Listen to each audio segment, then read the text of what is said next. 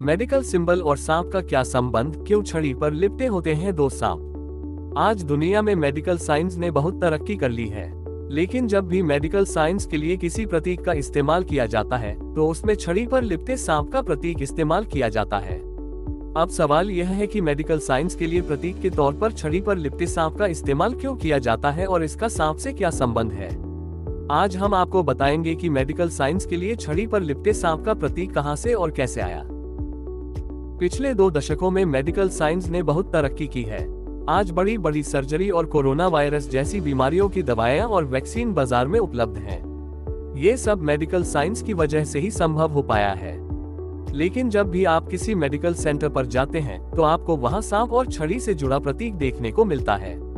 इतना ही नहीं, डॉक्टर के पर्चे, एम्बुलेंस, दवा कंपनियों और यहाँ तक कि कर्मचारियों की वर्दी पर भी आपको यही प्रतीक देखने को मिलता है। विश्व स्वास्थ्य संगठन WHO के लोगों में भी ये देखने को मिलता है। लेकिन क्या आप जानते हैं कि यह कहां से आया और सांपों का मेडिकल से क्या कनेक्शन है।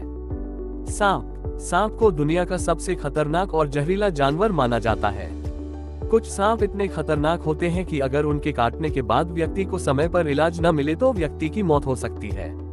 लेकिन मेडिकल सिंबल में एक छड़ी के दोनों तरफ 2 सांप लिपटे हुए हैं और ऊपर एक पंख है। जानकारी के मुताबिक छड़ी के चारों ओर लिपटे सांप को दिखाने वाला सिंबल प्राचीन यूनानी चिकित्सा और उपचार के देवता एस्क्लेपियस से आया है। इसे एस्कुलेपियन रॉड कहा जाता है।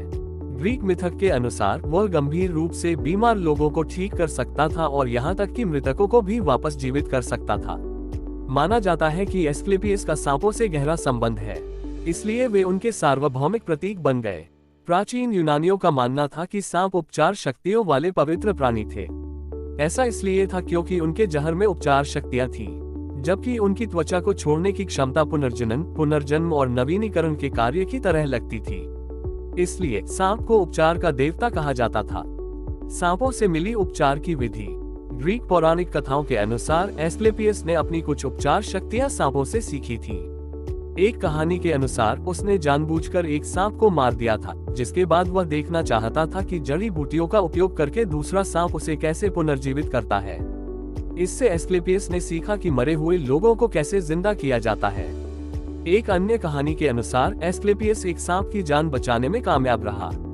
इसके बाद सांप ने एस्क्लेपियस के कान में चुपके से फुसफुसाया और उसे अपने उपचार के रहस्य बताए। यूनानियों का ये भी मानना था कि एस्क्लेपियस में लोगों को घातक सांप के काटने से ठीक करने की क्षमता थी। प्राचीन ग्रीस में बहुत सारे सांप थे, इसलिए ये कौशल बहुत उपयोगी था। हमारे चैनल को सब्सक्राइब कीजिए और लाइक करें। धन्यवाद।